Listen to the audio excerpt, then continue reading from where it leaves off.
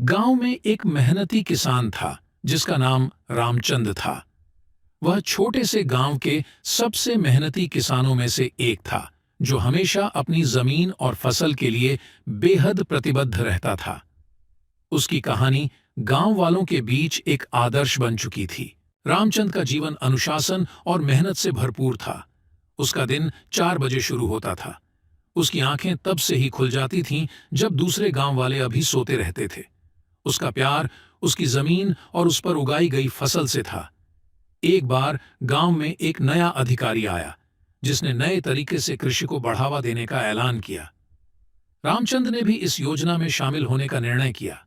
उसने नए तकनीकी उपायों का सही तरीके से अपनाया, बीजों की बेहतर खेती की शुरुआत की और उच्च उत्पादकता के लिए नए खाद्य सामग्री का इस्तेमाल किया।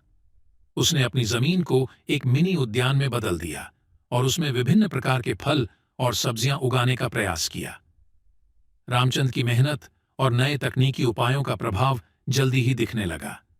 उसकी फसलें हर साल दोगुनी हो रही थीं और उसकी आय में भी वृद्धि हुई। गांव वाले उसे देखकर हैरान रह गए कि कैसे एक छोटे से किसान ने नए तकनीकी उपायों के साथ अपनी जमीन को स्वर्ग बना दिया। उसकी कहानी गांव में तेजी से फैल गई और उसके इस उपलब्धि के लिए उसे जमीन से जज्बात तक नामा मिला। स्थानीय रेडियो स्टेशन ने भी उससे संपर्क किया और उसकी कहानी को लोगों तक पहुंचाने के लिए एक सकारात्मक कार्यक्रम आयोजित किया। इसके परिणाम स्वरूप रामचंद गांव के ही नहीं, बल्कि पूरे जिले के हीरो बन गए। रामचंद ने अपनी मेहनत और समर्पण के माध्यम से न केवल अपने परिवार को सुखद जीवन दिया, बल्कि उसने पूरे क्षेत्र को भी प्रेरित किया। उसकी कहानी हर किसान के दिल में बस गई और वह सभी को यह सिखाती है कि मेहनत, उत्साह और नए तकनीकी उपायों का सही समाहार कृषि क्षेत्र को सुधार सकता है।